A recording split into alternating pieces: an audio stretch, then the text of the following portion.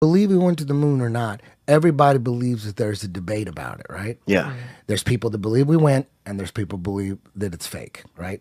So everyone should believe that there's a debate about it. Now, if you really have an open mind and you want to get to the bottom of it, say, okay, government always lies. Maybe they lied about this. Let's have an open mind. Let's get to the bottom of it, and let's take it to trial. What's the first thing you're gonna ask for in the trial? To look at all the evidence. A right? trial would be right? awesome. Yeah, wouldn't it be? That would be awesome. Wouldn't it be? The first thing is okay. First thing we got to do is examine the evidence, right? Right, but you're the prosecutor and go, we need to examine the evidence. And the defendant, the government, says, we destroyed all the evidence.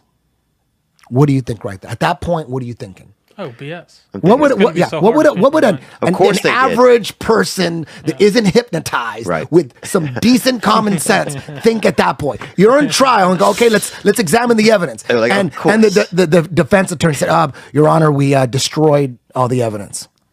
So we just have to take your word for it. That's like fucking guilty already. And then, you're guilty. You was, destroyed the evidence? Yeah. Why would you destroy all that precious evidence of the greatest achievement of mankind? You destroy. They said it. Don Pettit, a NASA astronaut, said it on the video. You can watch it. There's a million videos of him, copies of him saying, I would go back to the moon in a nanosecond, except we don't have the technology to do that anymore. We destroyed that technology, and it's been a painful process to put it back together. That's word for word. I got that shit memorized. That's crazy.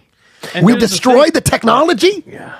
To me, anybody, and that's a criminal. They're already criminals, right? They're already criminals. Right. So automatically you're thinking, okay, we got these motherfuckers, right? Oh, we got this motherfucker. They don't have, as a prostitute, we're like, these guys are fucked. Yeah. They destroyed the evidence. Okay, it's on now. Yeah. It would be an open and shut case at that point. Especially because if we tried that argument, we're in jail and we get the speedy execution. Exactly. They're not going to give us like 20 years and then kill us. Exactly. Right away. Read between the lines. Take a listen. I'd go to the moon in a nanosecond. The problem is we don't have the technology to do that anymore. We used to, but we destroyed that technology, and it's a painful process to build it back again. But going to Mars should be one of the next series of steps that humans do. The first step should be going back to the moon for a number of technical reasons and exploration reasons, and then after that, Mars, maybe high orbit in Venus atmosphere, maybe going to Europa. There's all kinds of targets to go to, places of interest in our solar system.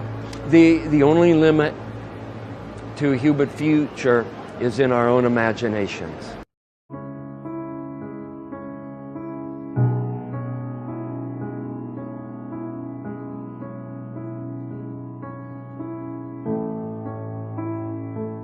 It was all recorded on these telemetry tapes. So where is this hard evidence? I haven't seen anything that indicates the telemetry data is even in existence, and as I said, even if we had it, we don't have the machines to play it back. But your own research has shown the telemetry data is missing. That's right.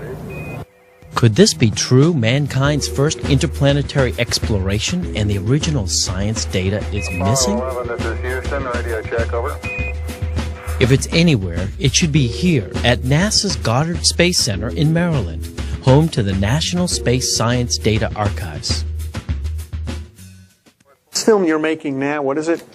This is a film trying to prove that Apollo 11 happened. Does it have a name? I mean, do you have a name for it yet, I think you're calling it "Did We Go"? Did we go? Okay. Doesn't have it either. The Smithsonian doesn't have it. Johnson doesn't have it. Right. We've been unable to track it down. I mean, we don't know where this telemetry data ended up, and we don't know what path it may have taken. So, unfortunately, I'm afraid I can't really give you much of a clue as to where this data ended up and whether it still exists or not. Means that there's way more evidence that supports the theory that we never went to the moon than there is to support that we ever did. Now, there are many reasons that prove we never went to the moon. To mention a few, you have the wavy flag in a zero atmosphere environment, the lack of any blast crater underneath the lunar module, Or how about the absence of stars in space? The problem with any of these arguments is that NASA seems to have an explanation for every single one of them. Therefore, people like me and other moon landing deniers are referred to as a bunch of crazy tinfoil hat-wearing conspiracy kooks that need to up their medication. So in this video, I'm only going to address a single discrepancy that NASA themselves have admitted to on more than one occasion, and will prove without a doubt that we have never even left low Earth orbit, let alone landed a man on the moon. But first, let's go back to school and get a refresher course on the different atmospheres surrounding the Earth. Now, the following information is critical to proving my point, so please bear with me. First, we have the troposphere. This is where all of our weather occurs, and it is the lowest layer of the Earth's atmosphere. It starts at the Earth's surface and extends up to a height of 4 to 10 miles. Next, we have the stratosphere, which extends to about 35 miles above the Earth's surface. This is where our ozone layer resides and protects us from those dangerous UV rays. It is also the layer where aircraft travels, as it is free from weather disturbances. Now we go up to the mesosphere, where most meteors burn up on entry. The mesosphere stretches up to 50 miles above the Earth's surface. Next we have the thermosphere, and this layer extends up to 400 miles from the Earth's surface, and the air here is very thin. Also, temperatures here start to get really hot, ranging anywhere from 200 to 500 degrees Celsius and 500 to 2000 degrees Celsius in the upper region. And last but not least is the exosphere. The temperature in the exosphere can vary from 0 to 1700 degrees Celsius. The exosphere is the outermost layer of the Earth's atmosphere and is around 6,200 miles from the Earth's surface. Now, according to NASA, low Earth orbit is around 1,200 miles from the Earth's surface. So before I tell you the reasons why it is impossible for us to go beyond the exosphere, or for that matter even past the thermosphere, have a listen to what some NASA experts have to say about this topic. As we get further away from Earth, we'll pass through the Van Allen belts, an area of dangerous radiation. Radiation like this could harm the guidance systems, onboard computers, or other electronics on Orion. But Orion has protection. Shielding will be put to the test as the vehicle cuts through the waves of radiation. Sensors aboard will record radiation levels for scientists to study. We must solve these challenges before we send people through this region of space. Hang on. So what you're saying is that in order to send humans through this region, we need to solve the challenge of getting through the Van Allen radiation belts? But I'm confused. Didn't you already solve this challenge back in 1969 when you sent astronauts to the moon, and subsequently 5 other times after that? But we're also really pushing the boundaries in terms of where we're going forward with exploration. I think humans are naturally driven to do this, and this is really the beginning, I think, of human beings leaving low Earth orbit. I certainly plan on being around to see that. So she's a NASA astronaut, but I guess no one bothered to tell her about the first time that we left low Earth orbit. I guess she might be a little too young to remember. Here we have another astronaut that wasn't told about the moon landing 48 years ago. The plan that NASA has is to build a rocket called SLS, which is a heavy lift rocket. It's something that is much bigger than what we have today, and it will be able to launch the Orion capsule with humans on board, as well as landers or other components to destinations beyond Earth orbit. Right now, we only can fly in Earth orbit. That's the farthest that we can go. We only can fly in Earth orbit. That's the farthest that we can go. And this new system that we're building is going to allow us to go beyond and hopefully take humans into the solar system to explore. So the moon, Mars, asteroids, there's a lot of destinations that we could go to, and we're building these building block components in order to allow us to do that eventually. Once we travel beyond low Earth orbit, the crew will be exposed to larger amounts of radiation. So we have to design both the crew protection systems and our electronic systems to withstand this radiation. So that would mean that Neil Armstrong, Michael Collins and Buzz Aldrin were a tough bunch of SOBs able to withstand all that brutal radiation, considering these challenges are still yet to be solved. So how is it that we had the technology to achieve this amazing feat back in 1969, but we're still working on the technology in 2017, almost half a century later? Well, I managed to find a very clever and well-informed astronaut that will totally straighten things out for us and explain exactly why we're not able to return to the moon and break through those Van Allen radiation belts. Have a listen to this clever chap. I'd go to the moon in a nanosecond. The problem is we don't have the technology to do that anymore. We used to, but we destroyed that technology, and it's a painful process to build it back again. This guy, oh boy. Here's a real-life example of what can happen to you when you're exposed to all of that outer space radiation. And if you're a child with aspirations of becoming an astronaut, being a very good liar might be a positive attribute to have on your resume. Now, just by showing you these admissions of guilt by NASA, I can easily end this video now, and I would have easily proven my point without a shadow of a doubt. But I'm sure that for some of you hardened skeptics out there, this damaging evidence is still not enough. So let's take this theory of mine to the next level. This here is the lunar module now proudly displayed at the National Air and Space Museum. According to NASA, the primary materials used to build the module were aluminium alloy, stainless steel, titanium, nickel steel alloy, heat-resistant glass. Now, if this is the case, we have a very serious discrepancy here. If you remember earlier when I went through the different atmospheres that surround the Earth, both the thermosphere and exosphere have temperatures ranging from 0 to 2000 degrees Celsius. So I decided to examine the melting points of the primary metals that were used to build the lunar module.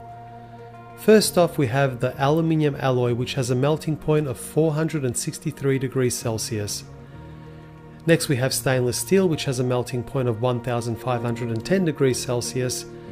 Then we also have nickel steel alloy, which melts at 1453 degrees Celsius, and of course the heat resistant glass for the windows, which has a melting point of 760 degrees Celsius. So this would mean that the lunar module, along with its occupants, would have disintegrated well before it even passed through the thermosphere, let alone surviving the Van Allen radiation belts in the exosphere. To protect the astronauts from the Van Allen radiation belts, the lunar module would have required 6 feet of lead shielding. But here's what they really had for protection. Obviously, the only shielding they had was the literally paper-thin outer hull of aluminum, and their suits consisting of glass fiber, some aluminum fibers, and silicon rubber. It's very interesting concerning radiation that the astronauts were protected by a thin film of aluminum when here on Earth they put a lead shield on us when they take a dental x-ray.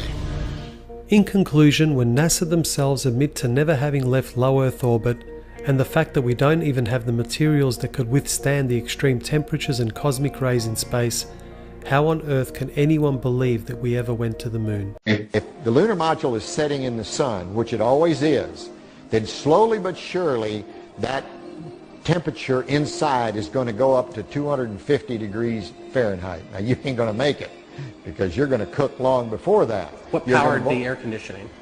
What powered the air? Batteries.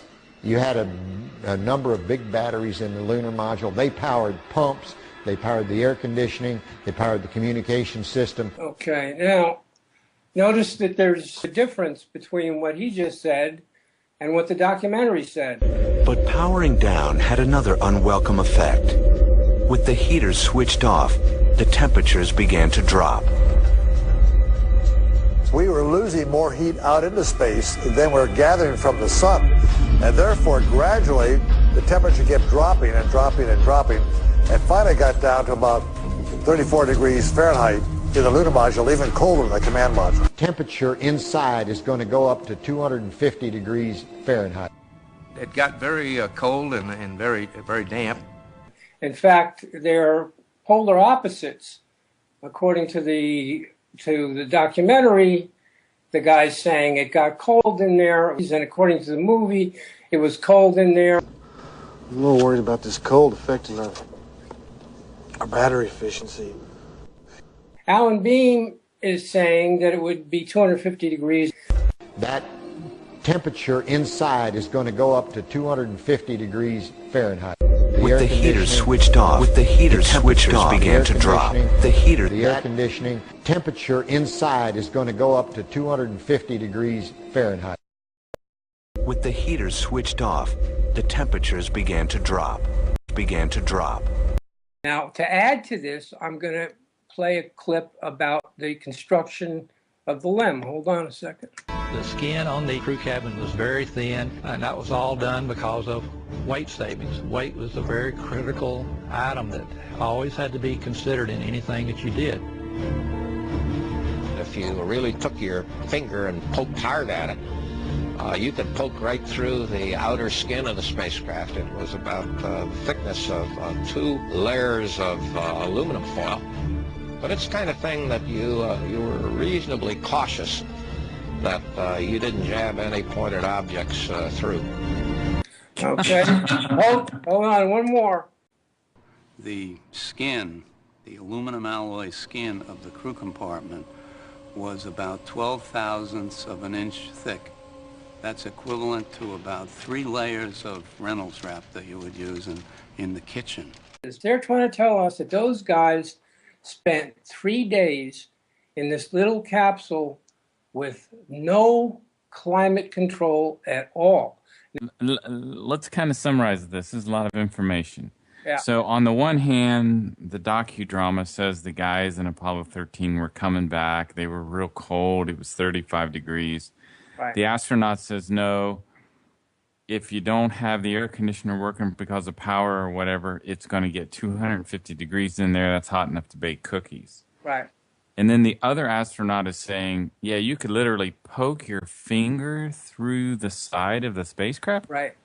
I played it twice because 2 different guys that designed it, that's from Grumman, the guys that were interviewed about the construction of the LEM. The LEM. And one guy was, what's his name? And you always see Krantz, the mission director, who I really don't like. If you really took your finger and poked hard at it, you could poke right through the outer skin of the spacecraft. He's one of those, I mean, he's telling everything he says is untrue, whether it's, and he's one of those guys that's high and tight with his haircut, and, not on my watch.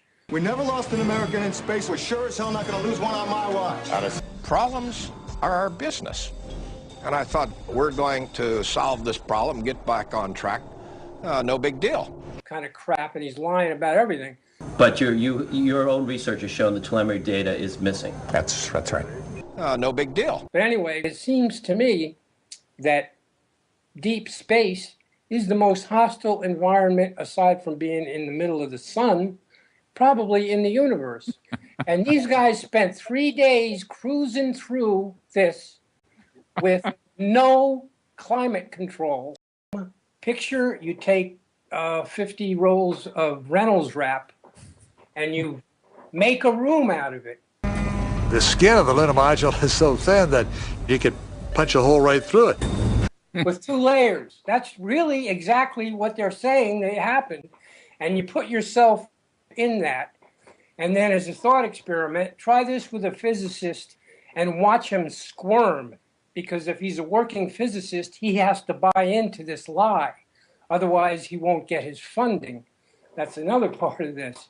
And ask a physicist if you made a room out of tinfoil, had air in it that's 70 degrees, and you put it in orbit the same distance from the sun that the Earth is, which is what happened, and ask them what would happen to the temperature inside after 3 days. Just the temperature. Forget about radiation. And by the way, they didn't have them wear their spacesuits either. They could have done that at least to not insult our intelligences to the extent that they did. I am sick and tired of the entire Western world knowing how my kidneys are functioning. Right, they didn't even have their spacesuit on, did they? No, they never. So, I mean, it's completely ridiculous. It's like somebody sitting in an oven while cookies are baking. Mark, it's even worse than that. It's so far out there. This is Odyssey. It's good to see you again.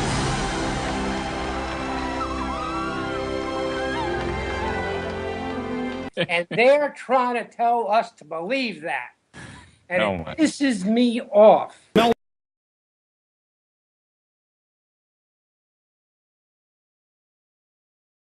You don't see stars in the daytime on Earth, not because they're not there, but because the atmosphere is aglow with scattered light from the sun.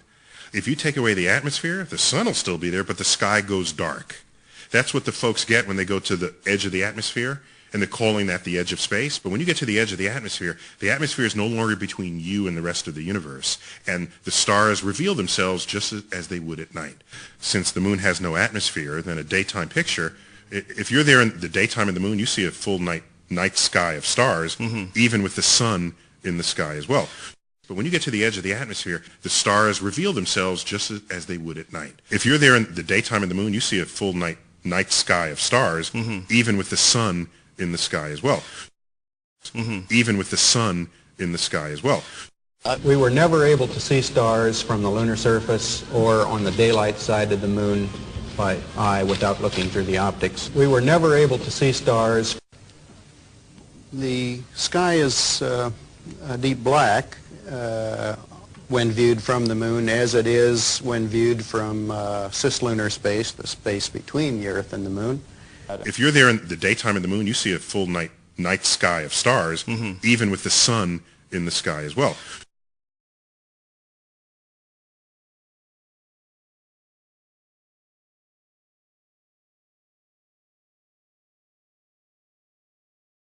Whilst from in Mark space, Cameron. This is from Mark Cameron. Whilst in space, have you ever looked away from Earth into the black void?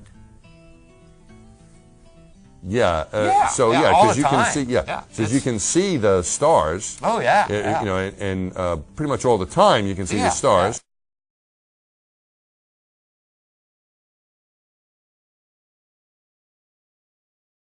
We were never able to see stars from the lunar surface or on the daylight side of the moon. The sky is a deep black when viewed from the moon, as it is when viewed from cislunar space, the space between the Earth and the moon. And we could not see stars. It's not a black void. I mean, it's black, but there's all kinds of little polka dots. There's all the stars there, and the cool thing is about it, you can see it during the day. And when you're in space and you're looking into deep space and you're on the sun side of the orbit, the sunlight washes out all the starlight, so you can't see any stars, just like here on Earth. There's all the stars there, and the cool thing is about it, you can see it during the day. Yeah, you can, and there's more than stars. You can see planets. You can see moons. You see the gas Magellan clouds of the Milky Way you see galaxy. The Magellanic. The sunlight washes out all the starlight, so you can't see any stars, just like here on Earth. Pretty much all the time you can see the stars. Then when you look out into deep space away from the sun, it's the darkest black you can imagine. Just the inherent beauty of it, the velvet, bottomless bucket of the universe.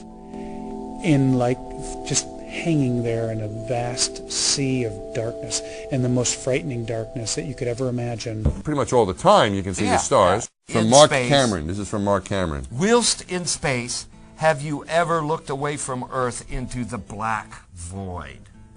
And the most frightening darkness that you could ever imagine. Pretty much all the time you can see the stars.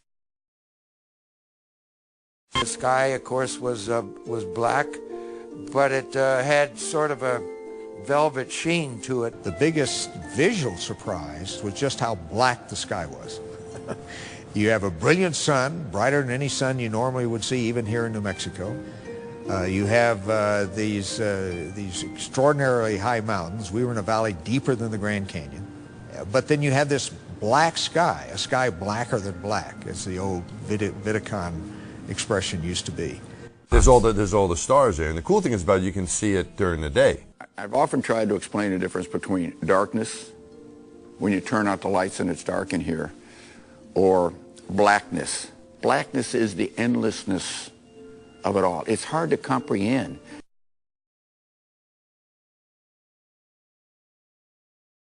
Pretty much all the time you can see the stars.